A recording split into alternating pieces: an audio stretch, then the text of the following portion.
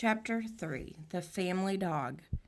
Nobody ever came right out and said that Fudge was the reason my father lost the Juicio account. But I thought about it. My father said that he was glad to be rid of Mr. Yarby. Now he could spend more time on his other clients, like the Toddle Bike Company. My father is in charge of their new TV commercial. Thought maybe he could use me in it since I know how to stand on my head. But he said he wasn't planning on having any headstanders in the commercial. My grandmother taught me to stand on my head when I spent the night at her house. I can stay up for as long as 3 minutes. I showed my mother, my father, and Fudge how I could do it right in the living room. They were all impressed, especially Fudge. He wanted to do it too. So I turned him upside down and I tried to teach him, but he was always tumbled over backwards.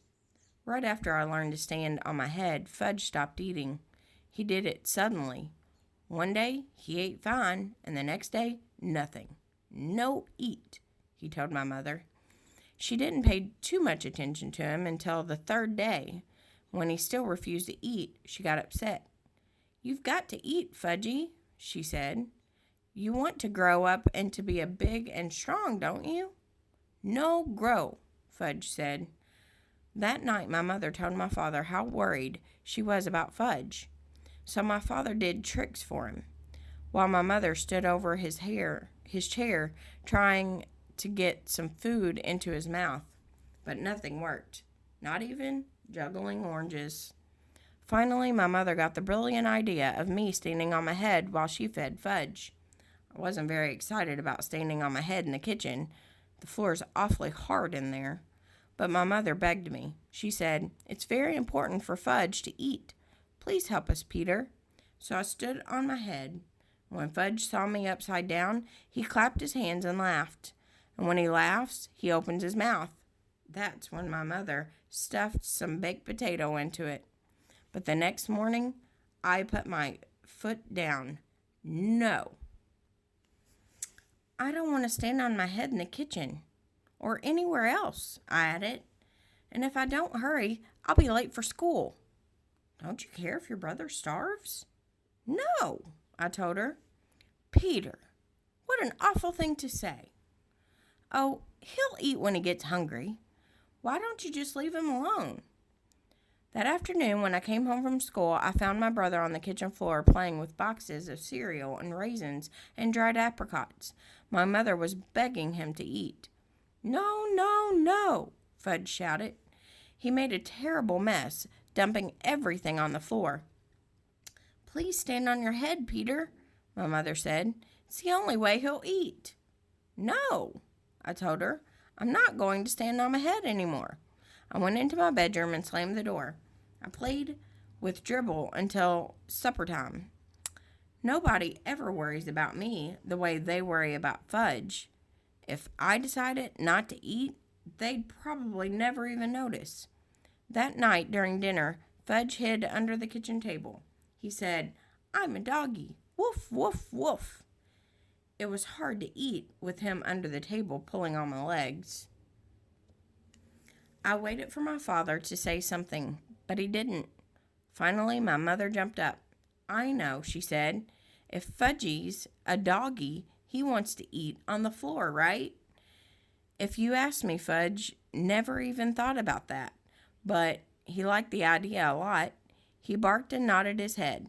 So my mother fixed a plate and put it under the table. Then she reached down and petted him like he was a real dog. My father said, "Aren't we carrying this a little too far?" My mother didn't answer. Fudge ate 2 bites of his dinner. My mother was satisfied. After a week of having him eat under the table, I felt like we really did have a family dog. I thought how great it would be if we could trade in Fudge for a nice Cocker Spaniel. That would solve all my problems. I'd walk him and feed him and play with him. He could even sleep on the edge of my bed at night. But of course, that was wishful thinking. My brother is here to stay, and there's nothing much that I can do about it. Grandma came over with a million ideas about getting Fudge to eat. She tricked him by making milkshakes in a blender, and when Fudge wasn't looking, she threw in an egg. Then she told him if he drank it all up, there would be a surprise in the bottom of the glass. The first time he believed her. He finished his milkshake, but all he saw was an empty glass. There wasn't any surprise. Fudge got so mad that he threw the glass down. It smashed into little pieces. After that, Grandma left. The next day, my mother dragged Fudge to Dr. Cohn's office. He told her to leave him alone, that Fudge would eat when he got hungry. I reminded my mother that I had told her the same thing, and for free. But I guess my mother didn't believe either one of us because she took Fudge to see 3 more doctors. None of them could find a thing wrong with my brother. One doctor even suggested that my mother cook Fudge his favorite foods. So that night my mother boiled lamb chops just for Fudge. The rest of us ate stew. She served him the 2 little lamb chops on his plate under the table. Just the smell of them was enough to make my stomach growl. I thought it was mean of my mother to make them for Fudge and not me. Fudge looked at his lamb chops for a few minutes, then he pushed his plate away. "No," he said, "no chops." "Fudgy, you'll starve," my mother cried. "You must eat." "No chops. Cornflakes," Fudge said. "Want cornflakes." My mother ran to get the cereal for Fudge. "You can eat the chops if you want them, Peter," she told me. I reached down and helped myself to the lamb chops. My mother handed Fudge his bowl of cereal, but he didn't eat it. He sat at my feet and looked up at me. He watched me eat his chops. "Eat your cereal," my father said. "No, no eat cereal," Fudge yelled. My father was really mad. His face turned bright red. He said, "Fudge, you will eat that cereal or you will wear it." This was turning out to be fun after all. I thought, and the lamb chops were really tasty. I dripped the bone in some ketchup and chewed away. Fudge messed around with his cereal for a minute, and then he looked at my father and said, "No eat, no eat, no eat." My father wiped his mouth with his napkin, pushed back his chair, and got up from the table. He picked up the bowl of cereal in one hand and Fudge in the other. He carried them both into the bathroom. I went along, nibbling on a bone, to see what was going to happen. My father stood Fudge in the tub and dumped the whole bowl of cereal right over his head. Fudge screamed. He sure can scream loud.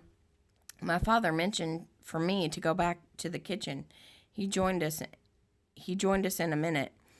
We sat down and finished our dinner. Fudge kept on screaming. My mother wanted to go to him, but my father told her to stay where she was. He'd had enough of Fudge's monkey business at meal times. I think my mother really was relieved that my father had taken over. For once, my brother got what he deserved, and I was glad. The next day, Fudge sat at the table again in his little red booster chair where he belongs, and he ate everything my mother put in front of him. No more doggy, he told us. And for a long time after that, his favorite expression was, "Eat it or wear it."